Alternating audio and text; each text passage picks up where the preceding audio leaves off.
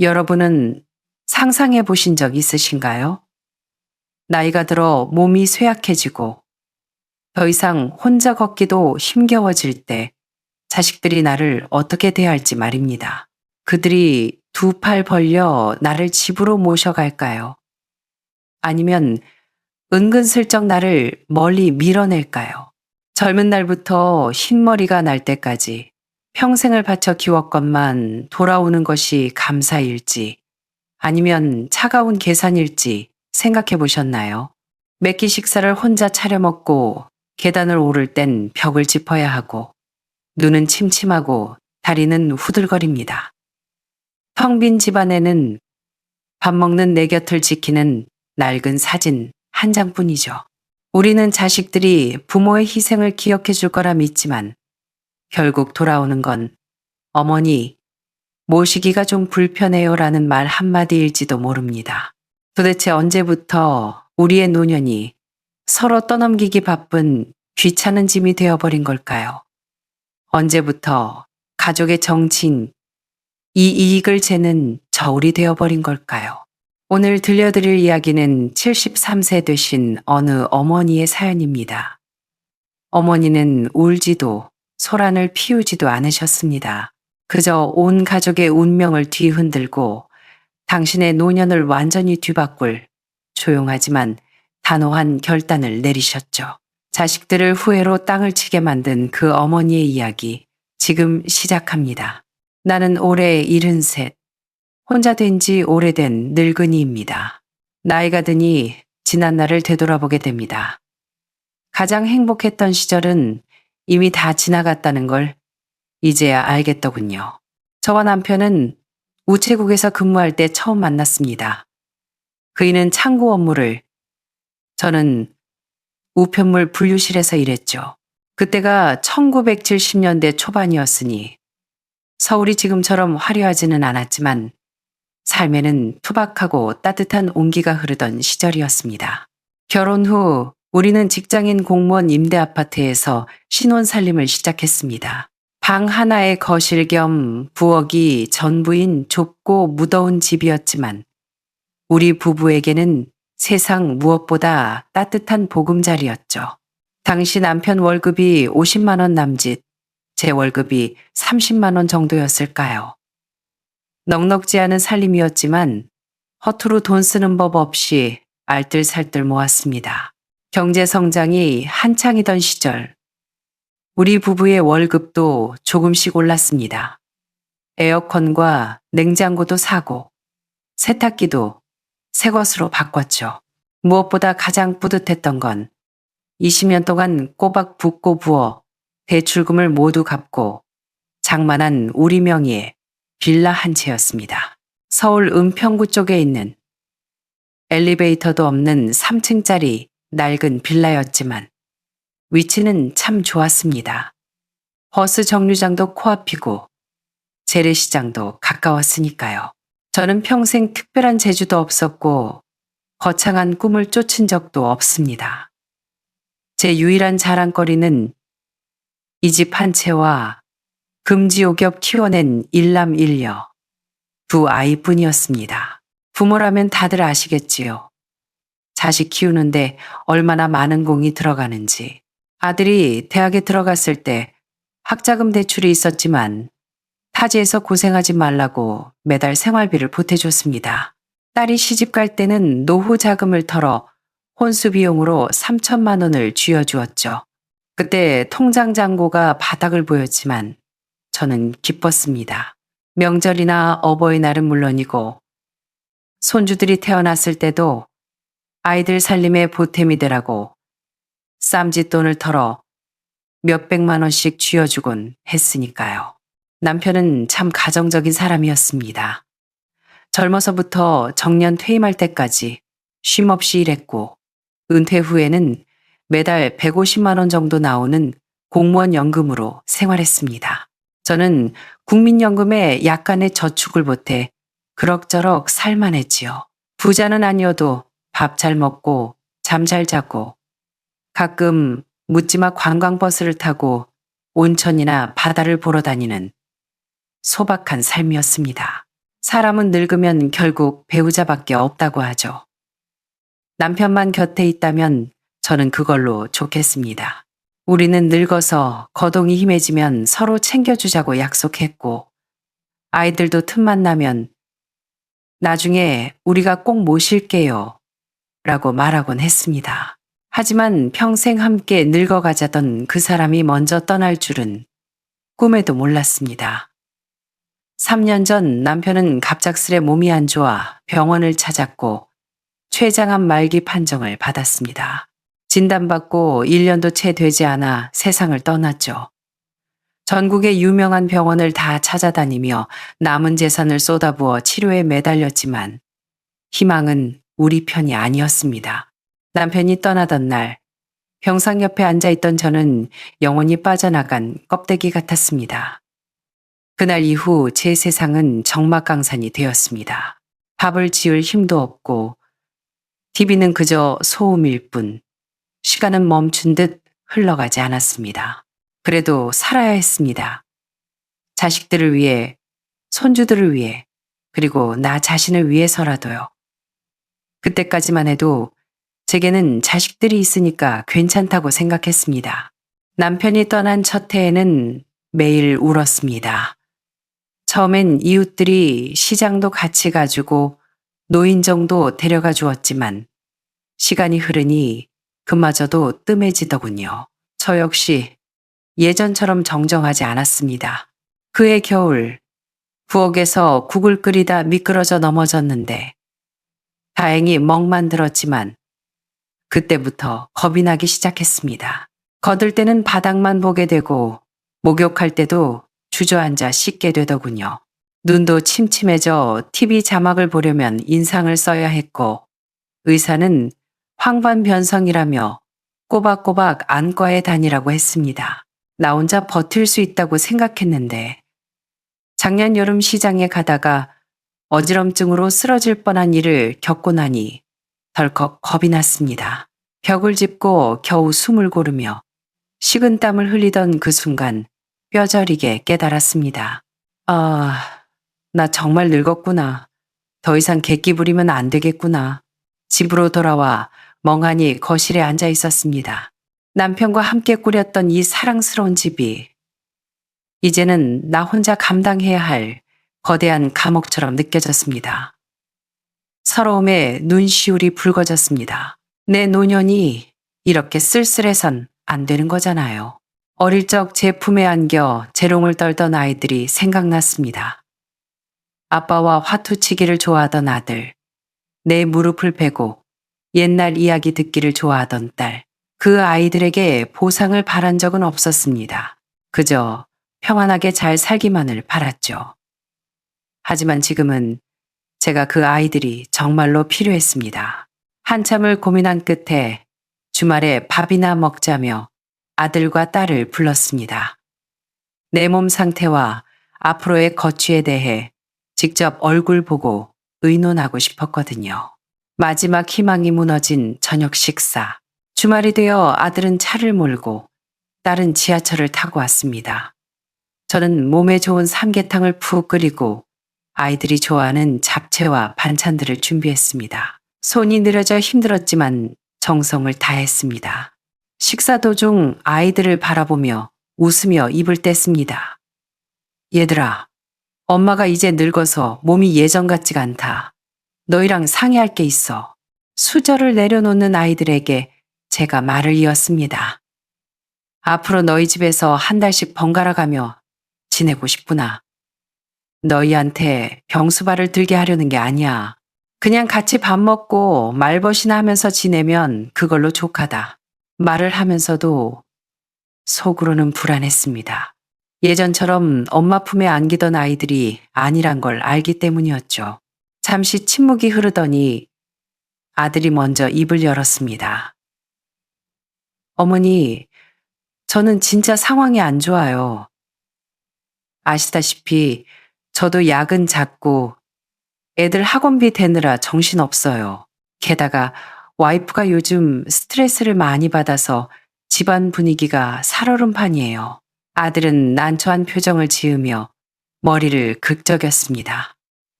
어머니를 모시기 싫은 게 아니라 진짜로 힘들어서 그래요. 괜히 오셨다가 고부 갈등 생기면 어머니만 더 불편하실 거예요. 저는 아무 말 없이 고개를 끄덕이고 딸을 바라봤습니다. 그럼 내네 집은 어떠니? 엄마가 가도 되겠니? 딸도 곤란한 기색이 역력했습니다. 엄마, 내가 싫은 건 아닌데 남편한테 물어봐야 해. 그 사람이 괜찮다고 하면 나야 당연히 좋지.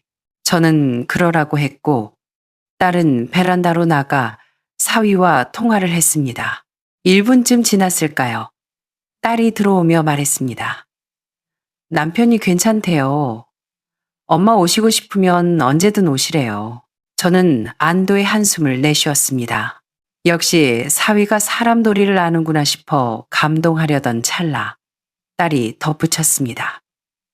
근데 엄마, 우리 집에 오시면 생활비는 좀 보태주셔야 해요. 식구 하나 늘면 밥값이며 수도세, 가스비 다 오르잖아요. 저는 얼른 대답했습니다. 그럼 당연하지. 엄마가 공짜 밥 얻어먹으러 가는 거 아니다. 내 연금 통장 너한테 다 맡길게. 나 쓸 돈 한 푼도 안 남기고 다 줄게. 이 정도면 딸이 안심할 줄 알았습니다. 그런데 딸의 입에서 뜻밖의 말이 튀어나왔습니다.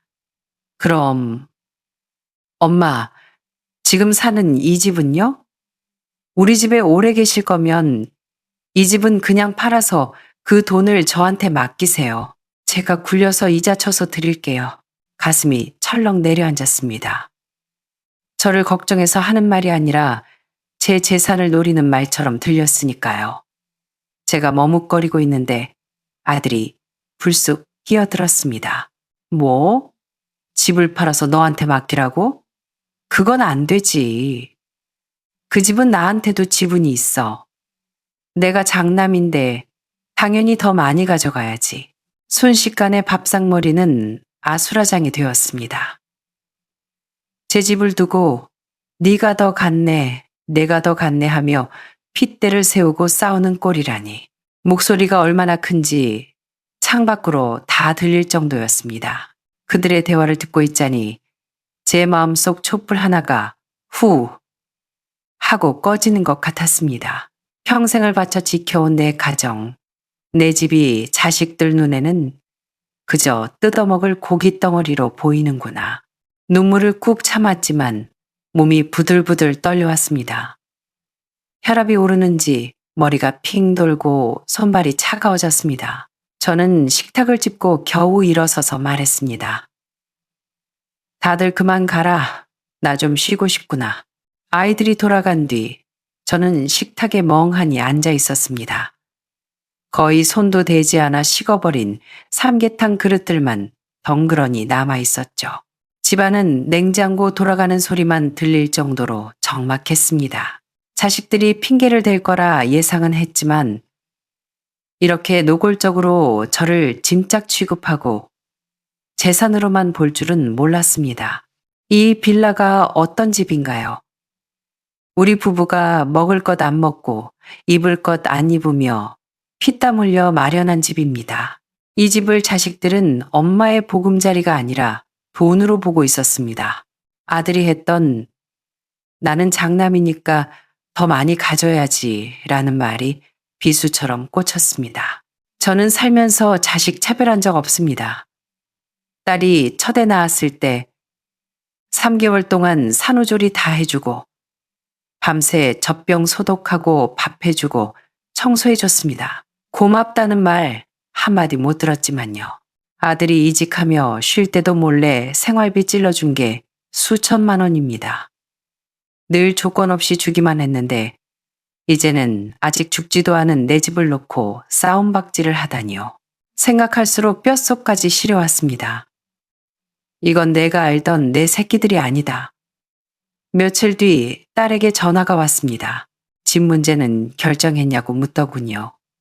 아직이다 라고 하니 딸은 목소리를 부드럽게 바꾸며 회유했습니다. 엄마 거 돈 뺏으려는 게 아니에요. 엄마 혼자 넓은 집 살면 위험하잖아요.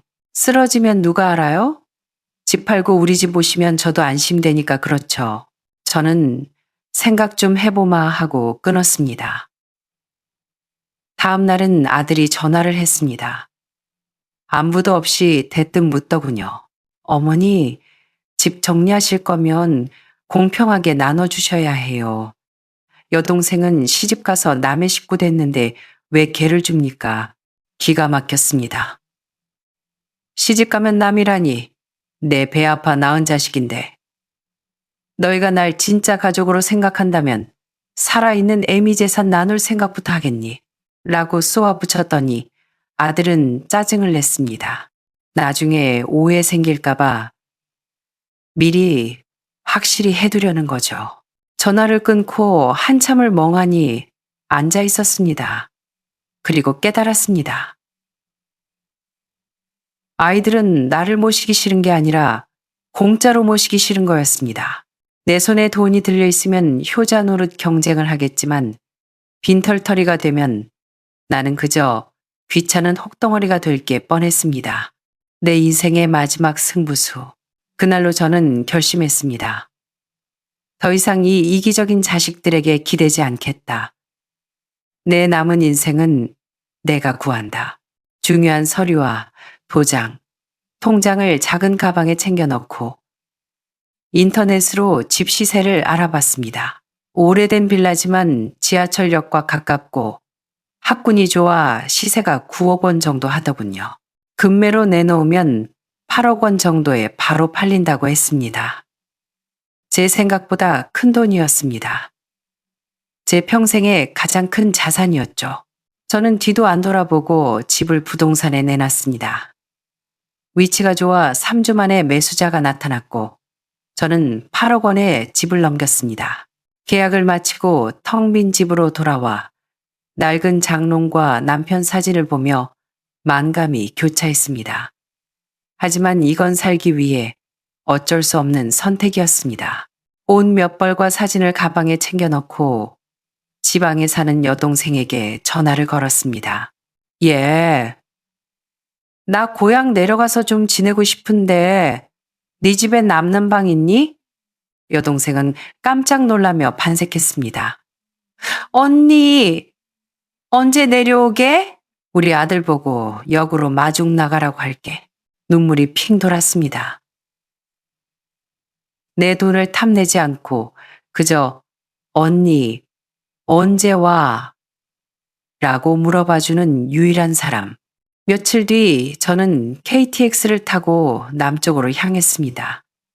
가방 하나와 옷 보따리 하나, 그리고 찢어졌지만 정신만은 또렷해진 마음 하나를 싣고요. 차창 밖으로 스쳐 지나가는 풍경을 보며 옛 생각에 잠겼습니다. 젊은 날 남편과 함께 여행 다니던 그 길을 이제는 저 혼자 거슬러 가고 있었습니다. 기차역에 도착하니 조카 민석이가 마중 나와 있었습니다. 여동생의 하나뿐인 아들인 민석이는 카센터를 운영하며 성실하게 사는 착한 아이입니다. 이모, 왜 이렇게 야위셨어요? 조카는 제 짐을 받아들며 안쓰러워했습니다. 차를 타고 가는 내내 조카는 왜 갑자기 내려왔는지 묻지 않았습니다. 그저 딸아이가 자전거를 배웠다는 둥, 아내가 맛있는 고등어 조림을 해놨다는 둥, 소소한 일상 이야기만 조잘거렸습니다. 그 평범한 수다가 어찌나 따뜻하던지요. 여동생네 낡은 주택 마당에는 꽃이 가득했고 빨래 마르는 냄새가 났습니다. 저녁상에는 제가 좋아하는 묵은지 지짐과 간장 닭조림이 올라왔습니다. 조카 며느리도 살갑게 굴었습니다. 아무도 재산 이야기를 꺼내지 않았고 명절처럼 시끌벅적했습니다. 설거지를 하며 여동생에게 털어놓았습니다. 나 집 팔았다. 돈 다 찾아서 내려왔어. 동생이 놀란 눈으로 쳐다봤습니다. 자식들이 불효막심해서가 아니야. 그냥 걔들 마음이 떠났어. 집 팔아 돈 나눌 생각만 하지. 늙은 애미 하루하루 어떻게 사는지는 안중에도 없더라. 저는 이어 말했습니다. 나 이제 안 올라갈 거야. 너만 안 불편하면 여기 눌러 살고 싶다. 동생은 제 젖은 손을 꼭 잡으며 말했습니다. 언니, 여기가 언니 집이야. 평생 같이 살아. 다음 날 조카 민석이와 함께 읍내 우체국에 가서 새 통장을 만들었습니다. 집한 돈과 모아둔 돈을 세 덩어리로 나눴습니다. 하나는 제가 쓸 생활비, 하나는 동생에게 맡겨 관리하게 하고 나머지 큰 돈은 제 명의로 정기예금을 들었습니다. 저는 분명히 했습니다. 동생 내에 얹혀 살러 온 게 아니라 당당하게 제 노후를 즐기러 온 것이니까요. 며칠 뒤 동생 손을 잡고 읍내에 있는 노인 주간보호센터를 가봤습니다. 저와 비슷한 연배의 노인들이 바둑도 두고 건강 체조도 하고 책도 읽고 계시더군요. 마치 다시 학교에 온 기분이었습니다. 영양사가 식단을 짜주고 물리치료도 받을 수 있다는 설명에 저는 바로 등록했습니다. 여기 환경 참 좋네요. 자식보다 낫겠어요. 제 농담 섞인 진담에 센터장님이 웃으시더군요. 집에 돌아와 저는 유언장을 다시 작성하기로 했습니다. 더 이상 망설임은 없었습니다. 내 인생의 남은 시간을 유산 싸움이나 하는 자식들에게 남겨줄 순 없었으니까요. 공증 변호사를 불러 재산을 정리했습니다. 3억 원은 조카 손녀의 대학 등록금과 유학 자금으로 남기고 제 생활비를 제외한 나머지 전액은 제가 죽은 뒤 사후 기부하기로 했습니다. 노인들을 위한 복지재단에 기부해 재활기구도 사고 쉼터도 짓는 데 쓰라고요. 단 제가 아파서 쓰러지면 병원비는 신탁계좌에서 저를 실제로 돌보는 사람만이 인출할 수 있게 묶어두었습니다. 언니, 애들이 알면 난리 날 텐데 괜찮겠어? 동생이 걱정스레 물었습니다. 반대하면 어쩔 거야? 내 나이 70 넘어서 처음으로 나를 위해 내린 결정이다. 그날 밤 저는 정말 오랜만에 숙면을 취했습니다. 풀벌레 소리만 들리는 시골의 밤은 저에게 잘했다, 잘했다 속삭여주는 것 같았습니다. 뒤늦은 후회, 그리고 진정한 행복. 집을 팔고 명의가 넘어갔다는 소식이 뜨자마자 자식들에게서 연락이 빗발쳤습니다. 주간보호센터에서 돌아오는데 조카 손녀가 전화기를 들고 뛰어오더군요. 할머니, 전화요. 전화를 받자마자 딸의 울먹이는 목소리가 들렸습니다. 엄마, 진짜 집 팔았어? 어떻게 우리한테 한마디 상의도 없이 그럴 수가 있어? 우리 집 온다며. 저는 덤덤하게 대답했습니다. 내가 간다고 했을 때 너 생활비 달라고 했잖니. 집 팔아서 돈 굴려준다고도 했고. 아니 그건 그냥 해본 말이지. 엄마가 남한테 재산을 다 퍼준다며? 어떻게 핏줄을 버리고 남한테 돈을 줘? 나중에 후회 안 할 거야. 저는 나직이 말했습니다. 나는 지금 마음이 호수처럼 평안하다. 후회? 내가 너희한테 너무 큰 기대를 했던 게 내 인생 가장 큰 후회란다. 딸은 그제야 엄마 잘못했어요 하며 흐느꼈지만 이미 버스는 떠난 뒤였습니다.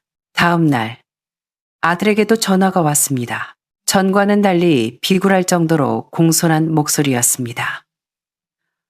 어머니, 제가 죽을 죄를 지었습니다. 필요한 거 없으세요?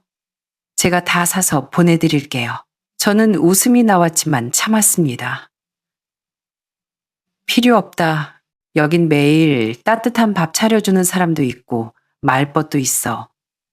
어머니, 제발 다시 올라오세요. 집 얘기 다신 안 꺼낼게요. 네, 싫다. 나는 지금이 제일 행복해. 전화를 끊고 마당 평상에 앉았습니다. 따스한 햇볕이 벽돌 바닥을 비추고 빨래가 바람에 살랑거렸습니다. 마음이 참으로 홀가분했습니다. 피를 나눴다고 다 가족이 아니더군요. 피 한 방울 안 섞여도 혹은 멀리 살아도 내가 필요할 때 묵묵히 밥상을 차려주고 병원에 데려가주고 내 베개 높이를 맞춰주는 사람. 그 정성이야말로 진짜 효도였습니다. 저는 예전엔 효도가 당연한 의무인 줄 알았지만 이제는 압니다. 진짜 가족은 명분이 아니라 마음으로 맺어진다는 것을요. 그날 오후 저는 공증사무소에 보낼 편지 한 통을 썼습니다. 내 인생 너희에게 보상을 바란 적 없다. 그저 늙은 애미와 따뜻한 밥 한 끼 먹어주길 바랐을 뿐 너희는 그걸 못했으니 나도 원망 마라. 이 돈은 내 평생의 빚담이니 나의 평온한 노후를 위해 쓰련다. 저녁에 씻고 나오니 조카 손녀가 묻더군요. 왕할머니, 내일은 뭐 드시고 싶으세요? 저는 웃으며 대답했습니다. 시장에서 파는 어묵이랑 뜨끈한 칼국수가 먹고 싶구나. 네, 제가 같이 가요. 그 순간 깨달았습니다. 인생의 황혼기에 필요한 건 수억 원의 돈도 아니고 자식 자랑할 체면도 아닙니다. 그저 김이 모락모락 나는 따뜻한 국수 한 그릇, 그리고 내 잡담을 웃으며 들어줄 사람. 그게 바로 진짜 행복이라는 것을요. 여러분의 생각은 어떠신가요?